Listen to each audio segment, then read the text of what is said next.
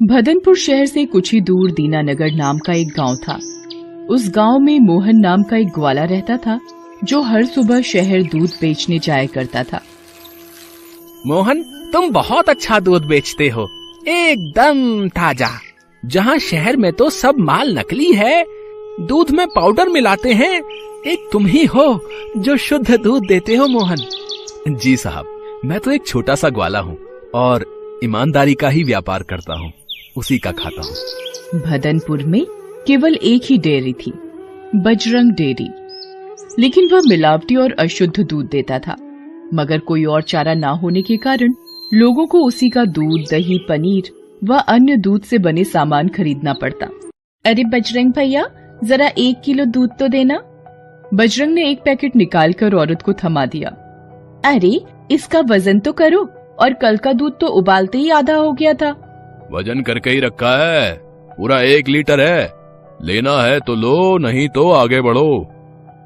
औरत मजबूर होकर वो दूध ले लेती है और निराश होकर चली जाती है।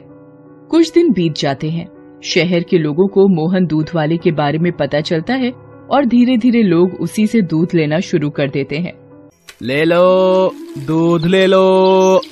अरे मोहन रुको तो, जरा 1 लीटर दूध देते जाओ। वाह मोहन, तुम्हारा दूध तो एकदम शुद्ध नजर आ रहा है। बिल्कुल, अभी ताजा ताजा भैंस का दूध लगा कर आया हूँ गाँव से। तभी दूसरी महिला भी वहाँ पहुँच जाती है। अरे मोहन भैया, मुझे आज 2 लीटर दूध देना, आज खीर बनानी है। जी लीजिए, खीर के लिए मैं आपको गाय का दूध दे देता हूँ, भाव बिल्कुल बराबर है। धीरे धीरे मोहन दूध वाले की चर्चा सारे शहर में फैल जाती है और बजरंग डेयरी से कोई भी दूध नहीं खरीदना चाहता। अरे सुना है, दीनानगर से एक दूध वाला हर रोज सुबह शहर आता है और बहुत ही सुंदर दूध देता है। हाँ सही बात है, और अब तो हमें बजरंग दूध वाले का कोई भी मिलावटी सामान खरीदने की आवश्यकता नहीं है। बजरंग अब खाली हाथ मक्खियां मारता बैठा रहता है। मुश्किल से ही 2-4 लोग उसकी दुकान पर आते हैं। बजरंग को भी इस मोहन दूध वाले के बारे में पता चलता है। तभी बजरंग की दुकान से श्यामला भाभी गुजरती है। अरे श्यामला भाभी, आज दूध नहीं लेंगे क्या?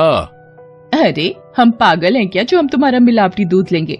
जब से मोहन आए हैं तब से सभी को शुद्ध दूध मिलना शुरू हो गया है। एक दिन बजरंग डेयरी के सामने से मोहन अपना दूध लेकर गुजर रहा होता है। तभी बजरंग उसे अपनी तरफ बुलाता है। अरे मोहन भाया, रुको तो जरा, और हमारे यहाँ भी तो बैठो।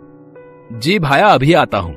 अरे मोहन, तुम्हारे दूध की शुद्धता के बारे में तो बहुत सुना है, जरा मुझे भी 1 लीटर देना।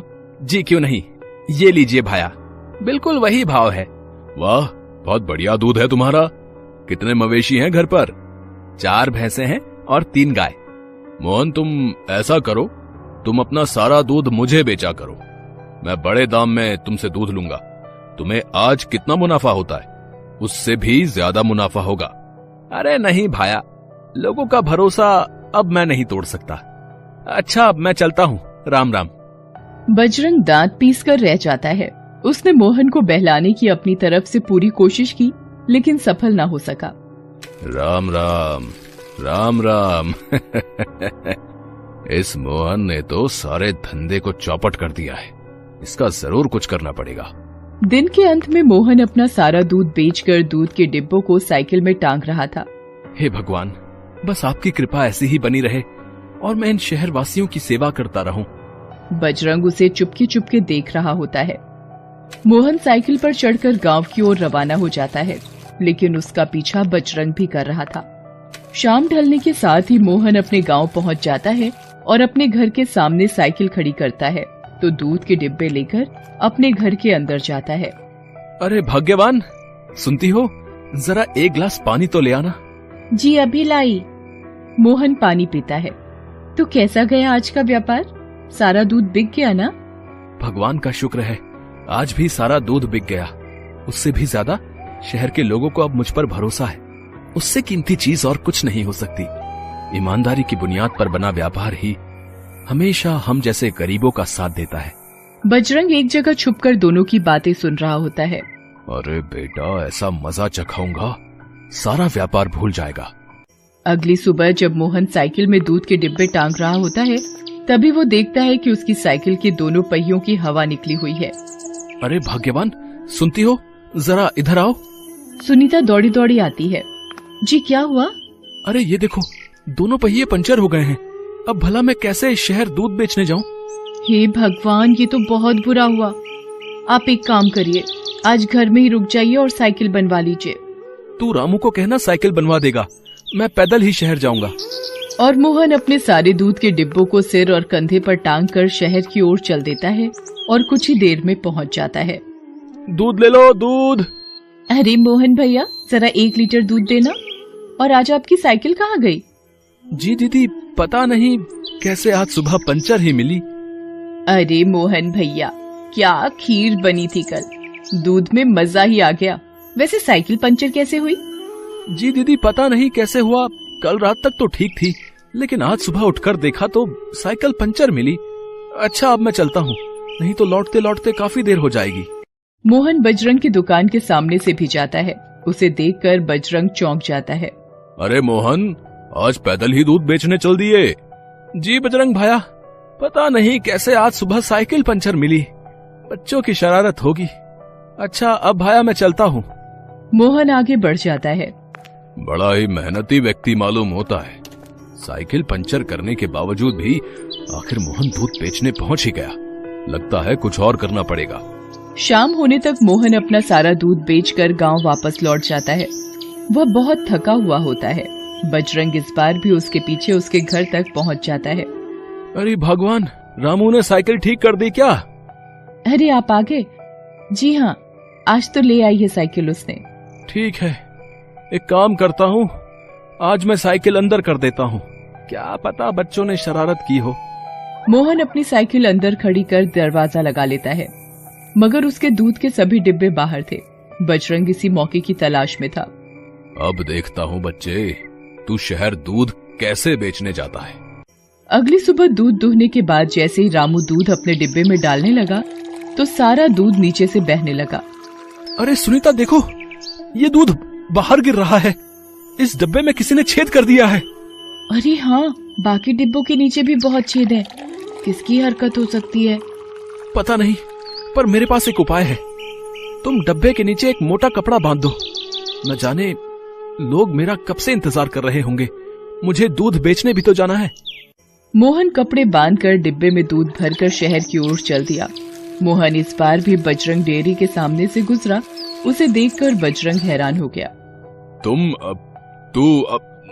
तुम अरे मोहन, तुम यहाँ कैसे आ गए? अरे मतलब मेरा मतलब यह है कि तुम्हारे डब्बों में तो छेद था ना। लेकिन ये बात आपको कैसे पता चली? अरे वो सब छोड़ो, आओ ना, तुम बैठो ना। मोहन को बजरंग के ऊपर थोड़ा शक हुआ, लेकिन वो वहाँ से निकल जाता है। अरे मोहन भाया, ये तुम्हारे डब्बों को क्या हो गया? जी साहब, पता नहीं किसकी शरारत है। कल किसी ने साइकिल की हवा निकाल दी तो आज डब्बों में छेद कर दिया। न जाने कौन हो सकता है। और कौन होगा? तुम्हारे कारण यहाँ सिर्फ एक ही आदमी को नुकसान है, और वो है बजरंग डेयरी। ये सब उसी की चाल हो सकती है। तो साहब, अब मैं क्या करूं? शहर छोड़कर चला जाऊंगा तो मेरा परिवार कैसे चलेगा? अरे नहीं नहीं मोहन, तुमने हम शहर वासियों को शुद्ध दूध पहुंचाकर बहुत ही उपकार किया है। अब हमारा भी तो फर्ज बनता है कि हम तुम्हारी मदद करें। तुम उसकी चिंता मत करो, मेरे पास एक उपाय है, सुनो। वो आदमी मोहन के कान में उपाय बताता है। मोहन सुनकर राजी हो जाता है। ठीक है साहब, मैं ऐसा ही करता हूँ। हाँ हाँ मोहन भैया, हम तुम्हारे साथ हैं। हम बजरंग को जरूर सबक सिखाएंगे। शाम ढलने पर मोहन अपनी साइकिल पर चढ़कर वापस गांव की ओर जा रहा होता है। इस बार भी बजरंग उसका पीछा करता है। घर पहुंचने पर मोहन अपना दूध का डिब्बा और साइकिल दोनों ही अंदर कर लेता है। थोड़ा अंधेरा होने पर बजरंग वहां पर आता है। अच्छा बेटा, मेरा धंधा चौपट करने के बाद अब तू यहाँ चैन की नींद सोएगा। अब देख मैं क्या करता हूँ। एक ऐसा इंजेक्शन दूंगा जिससे तेरे मवेशी दूध देना ही बंद कर देंगे। वहीं बाहर अस्तबल में मोहन की गाय और भैंस बंधी हुई थी। मोहन ने अस्तबल का दरवाजा खोला और जैसे ही वो गाय और भैंस को इंजेक्शन लगाने के लिए आगे बढ़ा, वहाँ की सभी बत्तियां जल उठी और मोहन समेत शहर के कुछ लोग वहाँ पर आ धमके। अच्छा, तो तू ही है वो करामाती इंसान है? नीच, मिलावट का सामान बेचता है और ईमानदारी को हटाना चाहता है। हमें इसे मारना चाहिए। मारो मारो मारो। जी नहीं, कानून को हाथ में लेना ठीक नहीं है। बेहतर होगा अगर हम इसे पुलिस के हवाले कर दें तो। वाह मोहन, न सिर्फ तुम्हारी ईमानदारी बल्कि तुम्हारी शालीनता ने भी हमारा दिल जीत लिया। वाह। वहाँ पर खड़े सभी लोग मोहन के लिए ताली बजाते हैं। बजरंग दूध वाले को सलाखों के पीछे भेज दिया गया। मोहन उसी शहर में दूध बेचता रहा और कुछ ही वर्षों में उसने अपनी खुद की डेयरी भी खोल ली है और अब वो अपने परिवार के साथ हंसी खुशी प्रसन्नता से रहता है।